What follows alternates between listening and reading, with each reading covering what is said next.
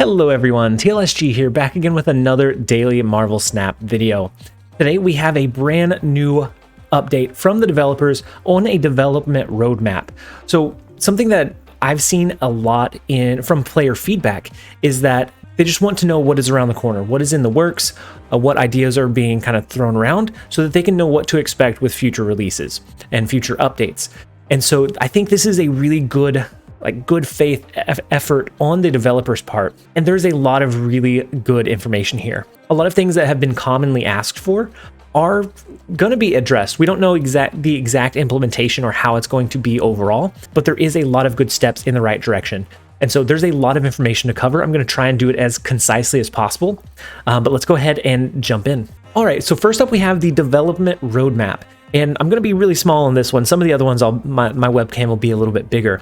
But this is just kind of an overview of what's to come. So with the coming soon, I would imagine that is sometime close to or before global launch. Ideally, these will be in effect before the global launch releases, but I think it's going to be really close to around that October 18th release time. And so that's going to be the global mobile launch, the PC early access, so the Steam client, localization, welcome bundle, which I think is just going to be like a good value on maybe gold or a way as like a small catch-up mechanic for new players. We have reward delivery. I'm not really sure what that one means. An inbox system. So I think some way to maybe send different communications in-game, maybe through your friends. And then a variant rarity system, which reminds me a lot of like a League of Legends style update. We will dive into that one a little bit further later. So next we have in development. I think these are a little bit further off. I don't think that these will be available for global launch, but I think they are soon around the corner. And so those are Unranked Mode, Battle Mode versus Friends, Collector's Tokens, PC-wide UI, and then titles. And so seeing Unranked and Battle Mode versus Friends in the in development, I really wanted this to be available at launch, and who knows, maybe it will be there on launch, but to me, I think in development means they're a little bit further out. They have a lot more testing to do to make sure that it is ready for a rollout. We'll dive into both the Unranked Mode and Battle Mode here in just a little bit. Same with Collector's Tokens, but Collector's Tokens I think is going to be probably the biggest takeaway from this video and from this update. And then we have the PC wide screen UI. So to me, I think that means that the early access is probably still going to be in like a vertical aspect ratio, similar to what we see from like a BlueStacks or from your mobile phone. And so I don't think a lot of setups will change, but I think this does give a lot more access to the game for those that don't already have something set up in BlueStacks. But for the time being, the setup will probably stay around the same, just utilizing the Steam client instead of BlueStacks. And then further down the line, the widescreen UI will be able to make it a better experience overall. And then there's titles, which I think there's not a lot of information on this, but speculating, I think this could be something like an achievement system or like challenges that you complete to unlock these certain titles. And I think that's going to be a really good way to, challenge a lot of players. And I, for one, am going to want a title that is like really funny or really cool or really hard to get. And so that will kind of drive me to play a little bit more aggressively, and find ways to unlock that title. And so I'm kind of actually excited about the titles. There's not a lot of information about it here, but that one does stand out to me. And then we have in concept, which to me is much further out. Like a lot of these concepts and things could change, but they are kind of in the works right now. And so that is the new competitive modes, the guild and social systems, in-game events, infinity rank leaderboard, collectible emotes and card emojis, and mythic variants. So with new competitive modes, I feel like maybe the tournament mode that we thought was going to be coming, maybe it just didn't work out. Maybe they didn't find it as fun or engaging as they thought it would be, and they ended up scrapping it. So then maybe they're back to the drawing board, but we do know that it is something that they are wanting to come out with at some point. And then the guild and social system, I think that's going to be great, but it is still kind of conceptual. In-game events, I think they're going to have in-game events, but I think they're continually developing. So we've seen a lot of strides in this area already with like the Shield versus Hydra event. I still think there is a lot of room for improvement. And then we have the infinity rank leaderboard. I think this is going to be one of those things that really drives those hyper competitive players to keep playing. Some way to see their name as number 1 versus number 5,000 in infinite rank. Something about that competitive drive and just having that leaderboard advantage drives a hyper level of competitiveness, and I'm really excited to see how they implement this. And then collectible emotes and card emojis. I don't think this is necessarily a surprise for anyone. With how well received the recent update with the emojis, so like the Spider-Man pointing, the Thanos snapping, how well received those were, it only makes sense that they monetize on this in some way. So I, for one, am all for supporting the game by buying like different skins or variants or emojis. I think it's going to really customize how we can interact with the other players. And then, you know, if there's other really cool ones like the Spider-Man pointing, I definitely want to attain those so that I can kind of show off and interact in different ways. And then we have mythic variants, which there's not a lot known about those, but maybe that's like a really hyper developed variant, kind of like DJ Sona or Arcade Ezreal, which may date how long it's been since I've played League of Legends. But those like really cool, like they stand out compared to any other variant. Maybe that's what they're going with. Maybe it's something to do with the variant splits. We don't have a lot of information on that particular part. And so next up, we have a deeper explanation of what we can expect with the variant rarity system. Essentially, 75% of the current variants that we have now or are available now are going to go to what they call a rare variant. These are going to be reduced from 750 down to 700. These are still going to be able to be obtained through collector's reserves, the collector level track, the mystery card art variants, the season caches, all of those normal ways that you can attain variants now. You'll still be able to get those variants, so the rares. But there's going to be another level now, which is super rare. So for me, those are the ones that are more sought after. Maybe they're a little bit newer, more stylized, and those are going to be 1,200 gold, which is a pretty good price jump. But I think I'm okay if a variant stands out and it is well above the level or the quality level of one of the other ones. Maybe it's newer, so it's a little bit fresher. It is more desirable. I'm okay with paying a little bit more, you know, if it's new, if it's fresh, if it, you know, stands out above the rest. And this gives them a way to kind of push some really cool variants without having a way to necessarily unlock them other than gold. So I'm okay with this kind of division, but I'm interested to see how often they switch these rarity levels. So once something is in super rare, does it stay there forever? After, you know, new cooler ones are released, at that point, do they, you know, reduce some of the current existing super rares down to rare? So I think it'll be interesting how this plays out. And with this, they're going to be adding 75 new rare and 25 new super rare variants. And so we're going to be able to see a lot of new variants come into the game as soon as this is released. But this also tells me that I don't want to hold my collector's reserves. So ever since I hit the end of the collector's track, I have been hoarding my collector's reserves. I currently have 62 that I have to unlock, but I haven't. But with this change, I could currently unlock those super rares that I won't be able to unlock through the collector's reserves after this update. So I'm going to be opening those pretty soon, and then we will see how many variants we get out of it, but I don't think there's any upside for me holding them or hoarding them for the time being. And then we have a quick look at a couple of the variants that they're going to be releasing. So the Lady Sif, the Calling Wing, and the Mysterio, I think all are pretty cool. I really like the Mysterio one and the Lady Sif one. Those are definitely ones that I'm going to want to try to obtain. And so next up we have battle mode versus friends. And so they mentioned specifically seeing community play, community tournaments in this battle mode. And I think it's an interesting concept. So what I was visualizing as far as play was more a standardized, you know, versus system where you try to win, you know, the best of 3 matches. This is going to be able to implement the snap system into those games or into those tournaments in a pretty interesting way. It's going to be really interesting to see in a like hyper competitive environment how this impacts deck building. So maybe you go with something that's a little bit less consistent, but is a more like kind of late game surprise element so that you can try to get those 4 and 8 cube victories versus those 1s and 2 retreats could be a pretty big advantage, because if you can get 4 cube victories, you can retreat 3 times. And so the way that this is going to work is each player is going to start with 10 health. If you lose a 2 cube game, you lose 2 health.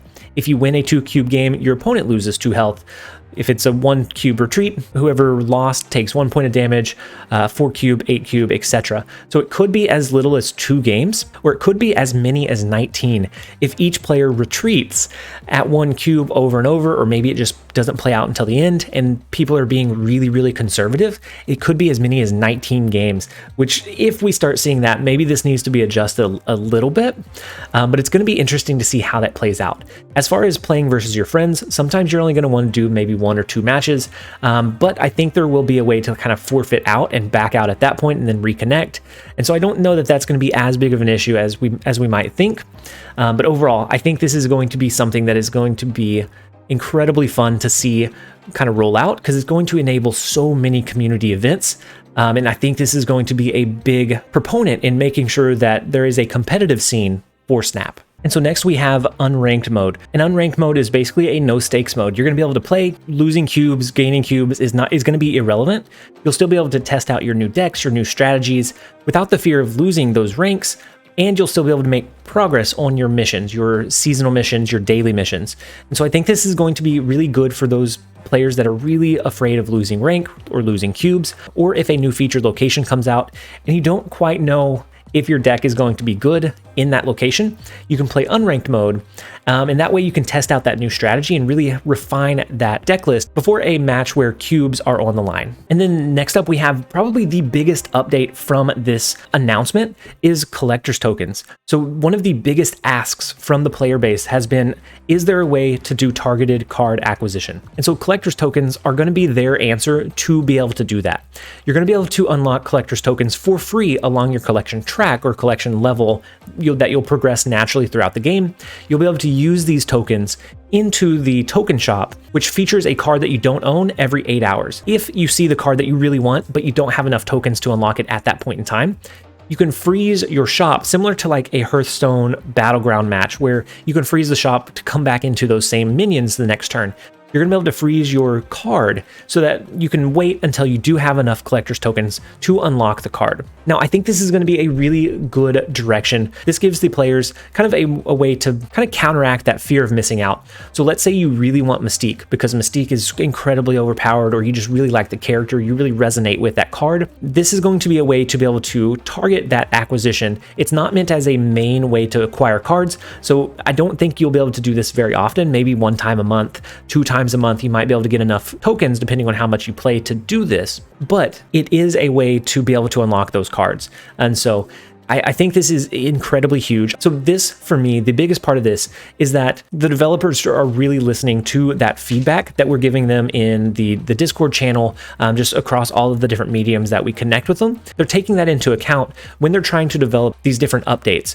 So it really feels like they really want to make the best possible game for the players and for us by giving us what we need within reason. And so the next question becomes, are collector's tokens going to be useless once you have all of the cards?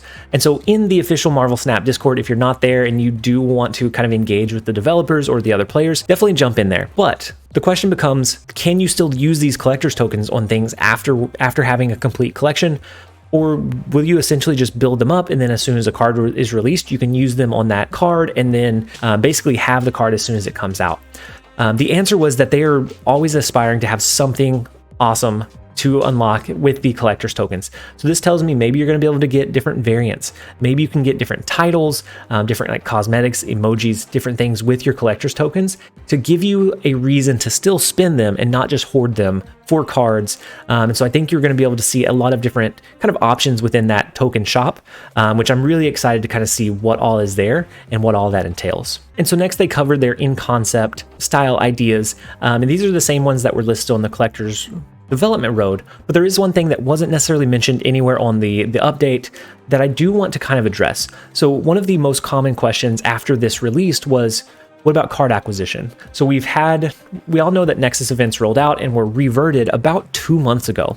And so there's all of these cards that are pulled up that were planned on being released already, but are now unattainable, and we don't necessarily know a timeline. And so one of the questions in the Discord was asking, there's all of these great things in this kind of update, but is there any news about the card acquisition? And the answer was essentially soon. In summary, it was, we will share more information about this soon. So we don't necessarily know what that means. That's very vague, very ambiguous. So it could mean tomorrow, it could mean 3 weeks from now. We don't know for sure. But the next question was very similar. It was after global launch, how frequently will cards be added?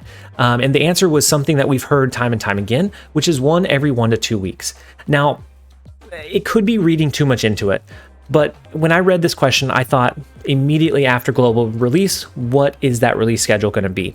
And so the answer was 1 to 2 cards every week. I'm curious if they plan on having this in place by the time global launches so that they have that schedule, because this could also be really vague. It could be, eventually down the line, once we have everything in place, it's 1 to 2 per week, which is technically after global launch. But the way that I read the question is, like immediately after global launch or following global launch, what is that release schedule going to look like? And so maybe it's reading too much into it. Maybe I'm being too hopeful, but I really would like that 1 to 2 cards per week, because I think that's going to do a lot of good things at keeping the meta fresh. It's going to keep that creative mind going. So as a new resource comes in, how does that impact our current existing archetypes? Does it create its own archetype from that? So something like a wave where it creates this all new style of deck, because you can do so many different things that you couldn't before. But that is the highlights of the most recent update. I, for one, am really excited about what's to come, what they're kind of doing, the direction that they're going. I do really like the transparency that they're giving us. That to me speaks volumes. Being able to know what they're planning, what's kind of coming up, we can gauge our anticipation, and it can create a dialogue ahead of time. So if they say, we're going to do these variants, it's going to kind of entail this, but the player feedback is largely negative, maybe they can change it before investing too many man hours and too much resource into development, so that they can kind of get ahead of that change, and maybe our voice is able to kind of shape that development in the long run as a result of knowing kind of what they have in store or what they have in line. But overall, I'm really excited about the things that come with Marvel Snap. We are less than 20 days away from global launch. If you are new to the channel, make sure that you stick around. We have daily Marvel Snap content here, everything from news to patch notes to new card releases. We do daily deck builds as well. So a brand new deck build every single day, a lot of times featuring around the hot location, featured location, and just everything Marvel Snap in general. So if you are new to the channel and you are enjoying this type of content and you made it this far, consider subscribing, because there's going to be no shortage of content to come in the near future. And this style of video is still fairly new to me, so please continue to give me feedback in the comment section down below. If you enjoyed, if there's things that maybe you wish I would have touched on a little bit further, if there's sections that you think I should have kind of sped up or slowed down, just overall, if there's any kind of recommendations, make sure to give them in the comment section below. Even if I don't respond, I will take them into account in my future videos. I'm not going to be able to implement everything, but I will try to do my best to continue to push and improve my overall quality. And so as always, I hope that you guys enjoyed this video. This has been TLSG. Later, guys.